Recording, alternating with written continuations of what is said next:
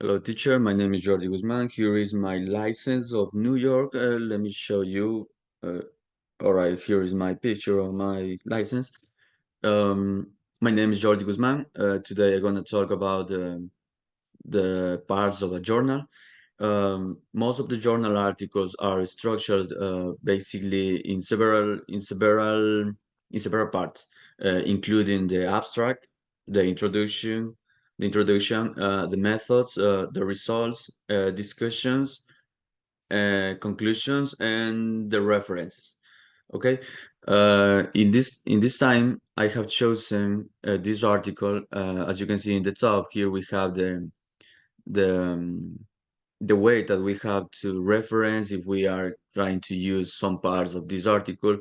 First, we have the last name with the first initial name of each of the authors. Also, we have the year of publication, then the article's name, and the journal's name. Beside, we have the pages number of the article in which these pages are of the in which part of the journal is seated this article. Okay, for example, in this one we have in the page 147 and to 152. Okay, uh, we have the name of the article. You in the rubrics of this task, you told us to focus on procrastination. That's why I have decided to use this article name, named Computer Anxiety, Academic Stress, and Academic Procrastination of College Students. Okay. Uh, we have here the names of the authors. Following that, we have the abstracts. Most of the times, the abstracts are in more than one language. So, in the abstract section is the first element of any research paper. It provides a summary of the study's most important aspects. It most of times it contains 150 to 250 words. It briefly outlines the reasons behind the study, summarizes the results, and finally it concludes with a brief statement about the significance of the findings. Following that, we have the introduction section. We have here the introduction section of a journal article. Should provide the necessary background information and describe the previous research of the topic. It should also state the goals of the research and the specific questions that will be tested during these experiments. Questions raised in the introduction. All the questions that will rise in the introduction section must be answered in the discussion section or in the conclusions of the paper. Okay. Following that, we have the methods, the research methods. In the method section, the function of this section is to the the function of this section is to describe all experiment procedures, including controls.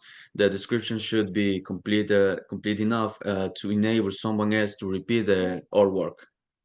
Okay.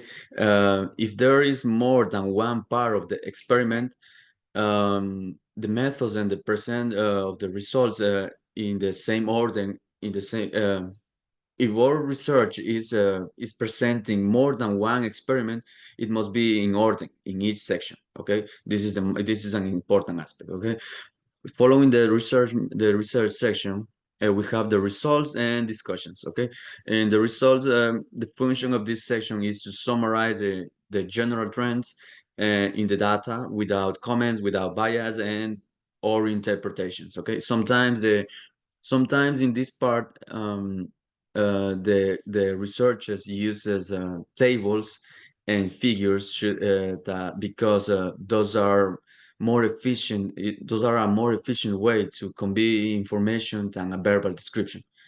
Okay.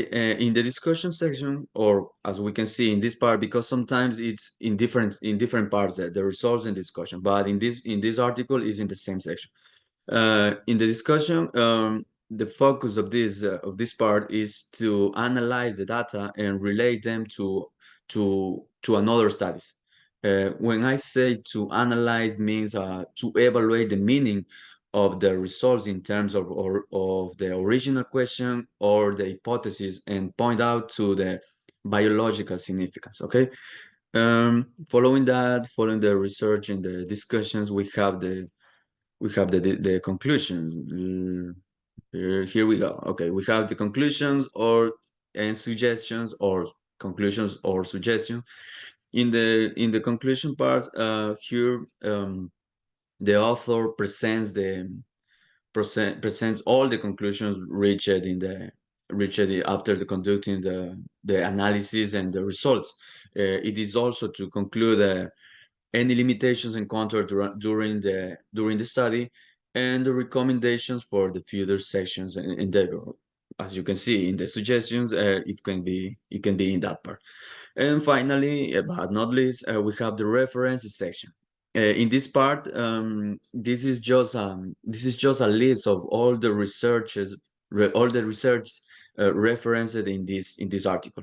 It must be cited. It must be specific words or cited in the article itself. Or as you can see in this one, we have the first one with all the information because we are following the APA 7th edition, the Normas APA. So finally, an important aspect of the references is that all the articles must be ordered alphabetically, and parentheses with all the.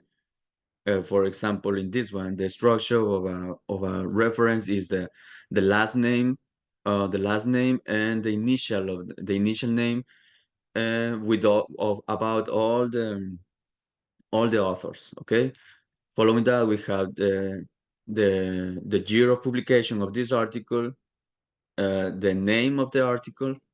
Sorry, the name of the article, the journal's name, and the pages in which this article is. Okay. I think that is all the aspects, all the parts of an article, and I think that's it. Thank you so much.